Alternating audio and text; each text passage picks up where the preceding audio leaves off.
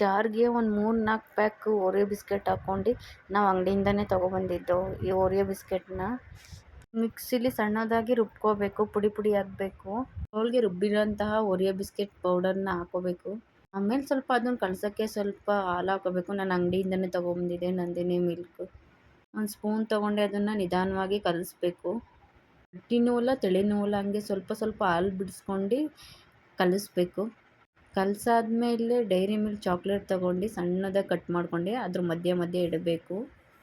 ಯಾಕಂದರೆ ಅದು ಸ್ವಲ್ಪ ಟೇಸ್ಟಿನೂ ಕೊಡುತ್ತೆ ಆ ಚಾಕ್ಲೇಟಿಂದ. ಆಮೇಲೆ ಈ ಥರ ಕೇಕ್ನ ತಯಾರಿಸ್ಕೋಬೋದು, ಮಕ್ಕಳಿಗೆಲ್ಲ ಇಷ್ಟ ಆಗುತ್ತೆ. ಹಾಗೆ ಹೊರಗಡೆ ಸಿಗೋಕ್ಕಿಂತ ಕೇಕ್ನ ಈಗ ಮನೆಯಲ್ಲೇ ಮಾಡಿಕೊಂಡ್ರೆ ಹೆಲ್ತ್ ಕೂಡ ಚೆನ್ನಾಗಿರುತ್ತೆ. ಮಿಲ್ಕ್ ಚಾಕ್ಲೇಟ್ನ ಜಾಸ್ತಿ ಹಾಕಿದ್ರು ಸ್ವಲ್ಪ ಟೇಸ್ಟಿ ಚೆನ್ನಾಗಿರುತ್ತೆ. ಹೂವು ಹಚ್ಚಿ ಇಡ್ಲಿ ಪಾತ್ರೆಗೆ ನಾನು ಇಟ್ಟಿದ್ದೆ ಅದನ್ನು ಕೇಕ್ನ. ಮುಚ್ಚಳ ಮುಚ್ಚಿ ಒಂದು 30 ಮಿನಿಟ್ಸ್ ಬಿಡಬೇಕು. ಅದು ಬಾಯ್ಲ್ ಆಗಬೇಕು, ಅದರೊಳಗಡೆನೆ ಚೆನ್ನಾಗಿರುತ್ತೆ ಟೇಸ್ಟಿಯಾಗಿ. ಕೇಕ್ ಹಬೆಯಲ್ಲೇ ಬೇಯಬೇಕು.